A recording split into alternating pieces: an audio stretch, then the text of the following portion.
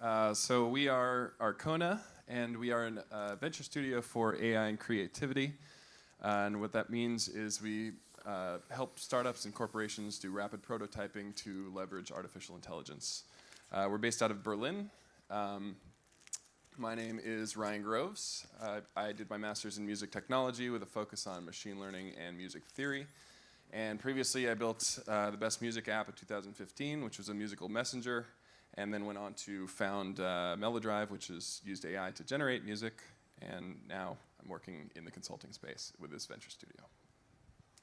And I am Amélie Anglade. I have a PhD in music and artificial intelligence from Queen Mary University of London. I used to work at SoundCloud. I was actually the first machine learning engineer they recruited 8 years ago there. And I work as a data science consultant, primarily focusing on music app for the past 5 years. So today, we'd like to walk you through how we approach music data problems in a systematic way using artificial intelligence solutions. And our hope is that you can try some of this at home. So in order to build AI-based products, you need to have an iterative development process. So that involves these 3 phases mainly. So initially, you want to define the problem, which allows you to establish sort of the vision and the business requirements. Then you move on to sort of do figure out the landscape of research and third-party tools that you could use. And then you move on to implementation. And it's key here to have some flexibility in the business requirements so that the later phases can, approach it in different ways. And so this is not a unidirectional thing. You're making progress when you're going clockwise, but then certain approaches will fail when you're doing this. So you'll have to give feedback, use that feedback of the failure to maybe use a different technology, and then continue forward in the process. So, as I said, defining the problem is really about sort of the business requirements, and it's important to start at a very high level so that you're always aligned with sort of the vision of what you want to do. And that starts with a product vision. And if you haven't done so, you should probably figure out your corporate vision, but ideally that's established already. So you start with the product vision, and then you can boil it down into what jobs your product is doing for the user. So it's sort of the jobs to be done product management framework that's the step where you define these things. And then once you have that, you can sort of establish the minimum feature set that would successfully do those jobs for the user. And then that's your minimum viable product. So we wanted to give a specific example. So this is Beat Saber. It's a VR game a la Guitar Hero, but the difference here is that you hit musical events with lightsabers. So that requires pretty intricate choreographies, and that means that for now, the creators of that game have actually designed all the game levels by hand because of that. So let's have a look at a video.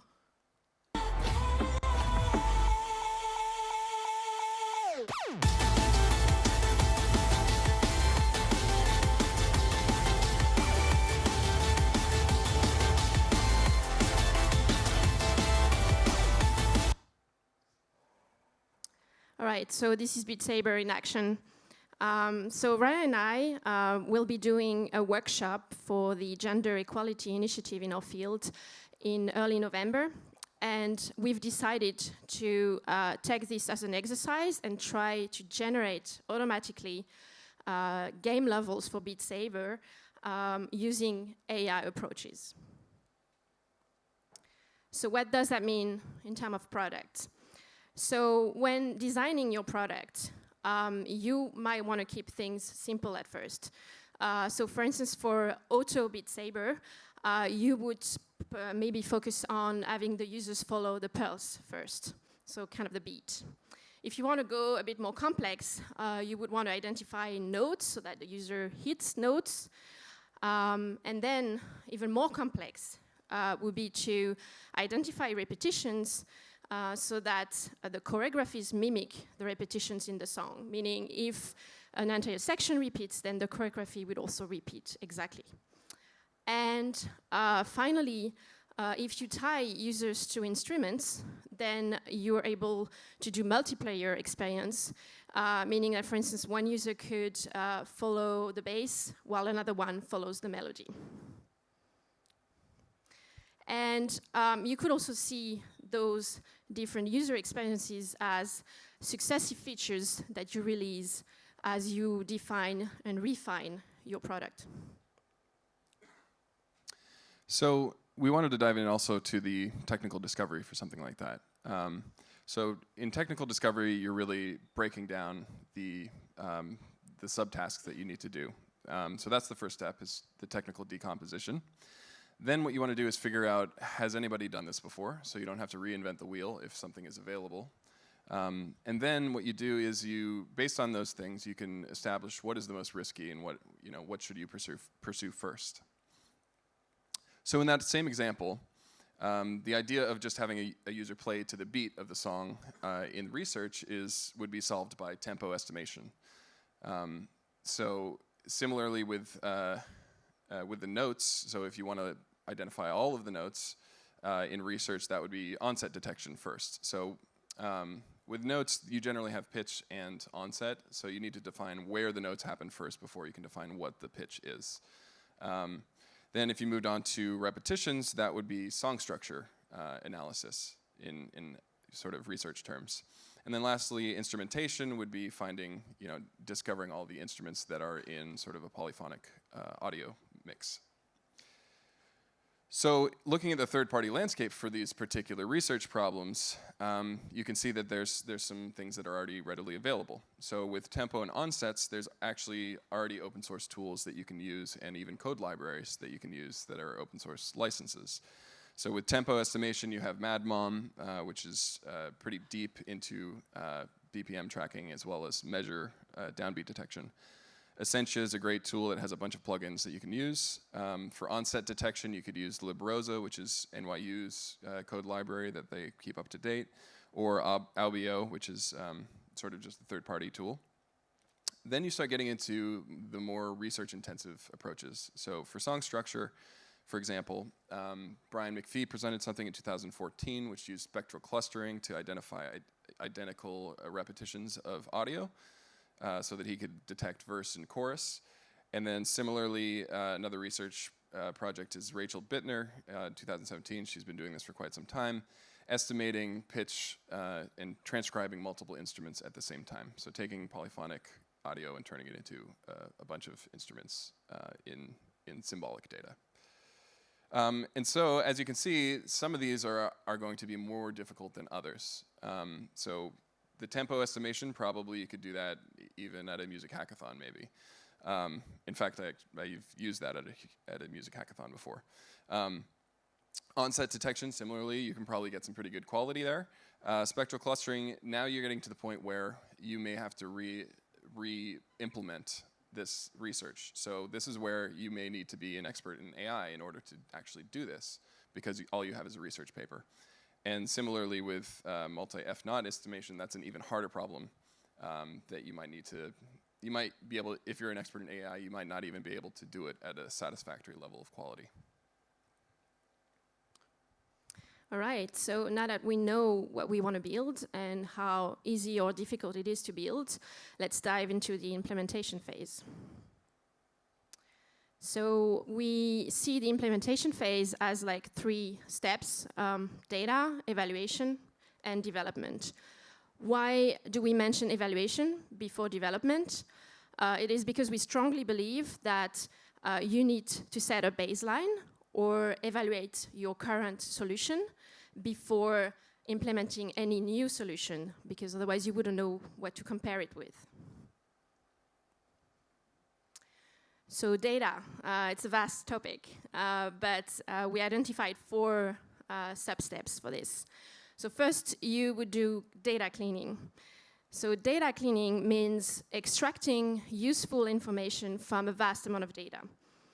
So you might have, and be lucky enough to have a lot of details for any data point you have in your database, but actually not all of them will be useful or will be useful as is to solve your problem or achieve your goal.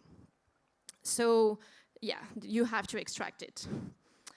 It's often an underestimated task. It takes a long time, requires expertise in that domain, and it's also often iterative. So you would go clean your data, thinking that would be enough for your model, train your model, and then realize that it's not quite doing what you were thinking it would do, go back and actually clean the data again to have what you need for the model. A few tools that I would like to mention there. If you are dealing with like small to medium-sized data, you can use Pandas. It's a library from Python. And if you're dealing with like bigger data, big data typically, you can use this tool from Google Cloud that is called Data Prep. It's quite powerful. It's only examples, but yeah. And usually, keep in mind that it will require a lot of manual labor. The next step would be annotation. It's also an important one. So we would often have clients coming to us and be like, giving us really interesting data, but most of it wouldn't be annotated, so no labels.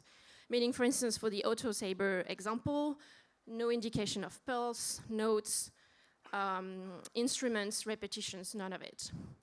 And you might have heard of unsupervised learning. It's quite powerful. It means that your models can learn from data that is not labeled, but it also means that sometimes your model doesn't learn what you think it would learn.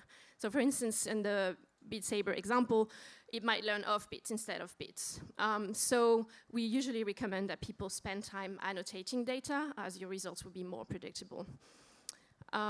It usually requires experts. So you might want to hire interns, but make sure they are all experts in that specific domain. And you also need to make sure that they have a labeling protocol. And this is because experts often disagree, or humans in general often disagree.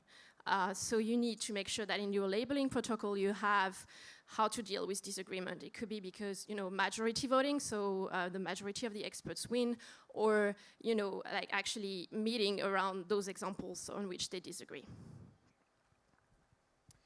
So then the next phase is intelligent feature design. So this is really where your domain knowledge comes into play. If you know something interesting or insightful about the data or about the domain. So in the case of Beat Saber, for example, there's physicality involved, right? So when you play the game, it's pretty likely that when you swipe upwards with your right hand, it'll generally be followed by swiping downward.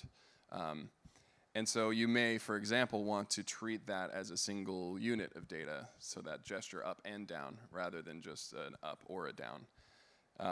So what intelligent feature design is really about is communicating the relevant data to the machine learning model. So you have to do that. The machine learning model usually won't just learn it automatically for you. You have to tell it, if there's something you know that the machine wouldn't automatically know, then you need to form it in such a way that it can figure it out. And then finally, sourcing. So sourcing is sort of nebulous. It could happen at the beginning or the end, depending on what data you have. But if you need data, you have to go find it. So luckily in music, there's a lot of open music data sets. I recommend checking out the Izmir dataset page. Izmir.net, I believe, is the main page. But this also creates complications. So you may be doing a task that is very common and has a lot of data, but you may need to use a technique that requires more data than is available, or you may need to combine multiple data sets.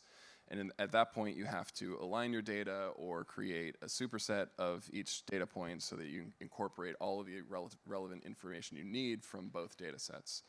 So that can be a really challenging task and can actually start the process all over if you have to then clean and annotate all over again. So then you can move on to evaluation. So evaluation is really about measuring the success of your model. And so there's actually a very regimented way to do this in academia, which is called n-fold validation. And what you do is you segment your data into partitions. And you use those partitions to train your data, to test your data, and to validate your model. And what's really key in that is that each of those partitions should be sort of representative of the data as a whole. So you may need to double check that, for example, the distributions are the same in each partition. And what's important as well is that if you don't do this, what can happen is that the model will actually just learn and memorize your data. So it'll just be sort of regurgitating the data that it sees, and that will mean that it can't generalize to new data. And that is what's called the problem of overfitting. Right, so last slide. So the last phase is development. There is a lot to talk about here, and if you want to discuss that with us, we invite you to come to us after that. But what this slide shows is basically that when you design your AI solution, there's a lot of choices you can make. But keep in mind that any of those choices, whether they are a design, model, or data connected, then they lead to who you want to work with, because it's all AI, but that might require different AI experts. And it will also have an implication on time, so how much time you spend building those solutions, because some of them are way more complex than others. And if you're interested in working on this with us, we'd like to invite you. So like we said, we'll be running this workshop at the WME workshop at ISMIR early November in Delft. And it's free, so you can register, just like Google this. We'd like to see you there. It would be cool. Thank you very much. Thank you. Thank you, Amélie. Thank you, Ryan.